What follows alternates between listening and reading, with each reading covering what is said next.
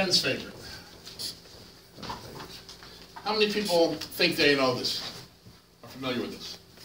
Gamble, get your hand up there. Okay. Baze is named after our great deceased buddy, Grant Baze.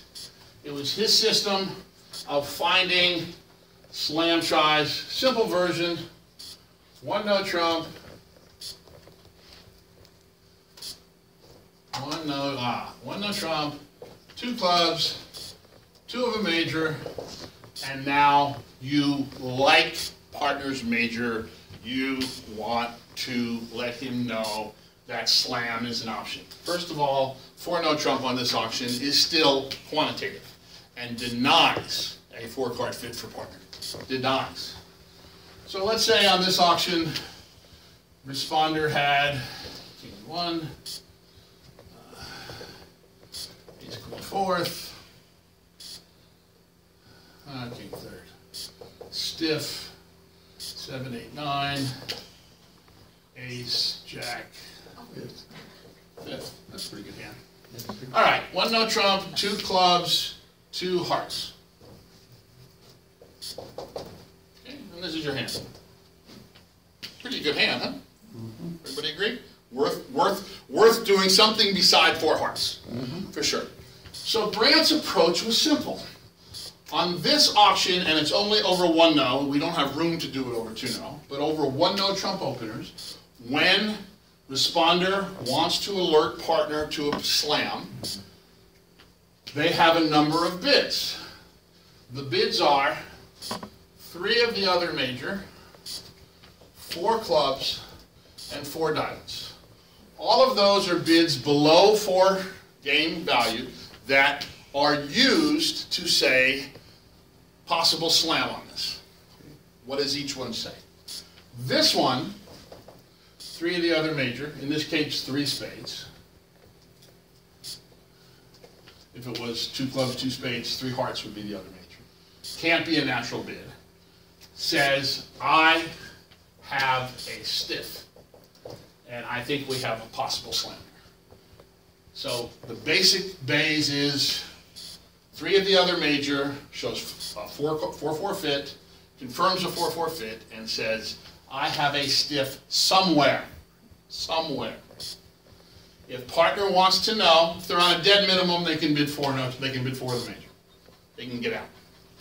They can Q bid if they think that's the best thing to do with their hand. So anything but the next step, in this case, 3 no trump, anything but the next step is a Q bid. But in almost all situations, they're going to want to know, where's your shortness? And so they just bid 3 no trump, and it was kind of a little bit new to some of the people who were here Monday, but that standard use, this is such a common approach to so many auctions. LMH, it stands for low, middle, high. So 3 no trump says, where's your stiff? In this case, it's the middle suit. So it would be the actual suit 4 diamonds. Okay, but it's not always going to be suit for suit. It just says it's the middle suit. Clubs, diamonds, spades, it's the middle suit. My stiff is in diamonds. Okay? So that's how you move forward if you have a stiff. If you don't have a stiff, this is still probably worth exploring. A slam. And so now, these 2 bids are interchangeable, whatever your style is. The easy one to remember is that 4 clubs becomes Roman key card for the suit, and 4 diamonds just says slam try, no stiff. That's all it says. That's the easy one to remember. I would suggest you actually reverse those. Why? It all depends on how much you want to tax your memory, but there is a reason. No stiff. Key card. Both of these, by the way, are denying singletons by responder, right? Everybody's clear about that? Absolutely denying a singleton. If you have a singleton, you must bid 3 of the other major. Okay, why do I suggest reversing it? Because it allows room for another relatively new expert concept called last train. And you'll see that the same way low, middle, high is now populating so many auctions, the way new miter forcing was new 20 years ago, 30 years ago. Low, middle, high is new as of 10 years ago. This one, you can actually Google it or find it on Bridge Winners. There's a huge number of situations where it applies, but basically it says, I don't want to give up, but I don't have anything to do. So for example, you're the no trumper, and you have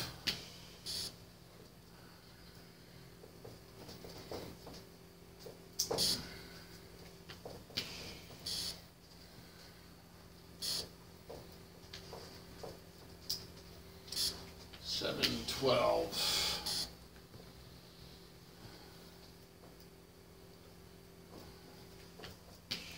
Four, triple, three. But you're pretty prime. I mean, you're pretty prime, right? 7, 10, 13. It's only a 15 count. You bid 2 hearts in response to Stamen, and partner bids 4 clubs. Well, you can instead, if you had a hand that wasn't prime, if you had, I don't know,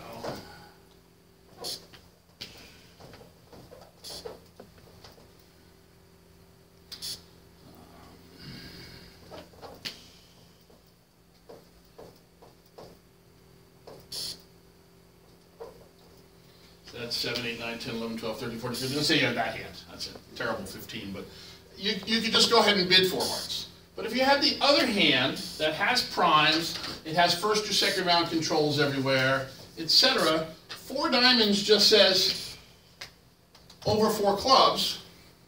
4 diamonds just says, partner, I want to cooperate with you, but I don't want to take charge on this hand.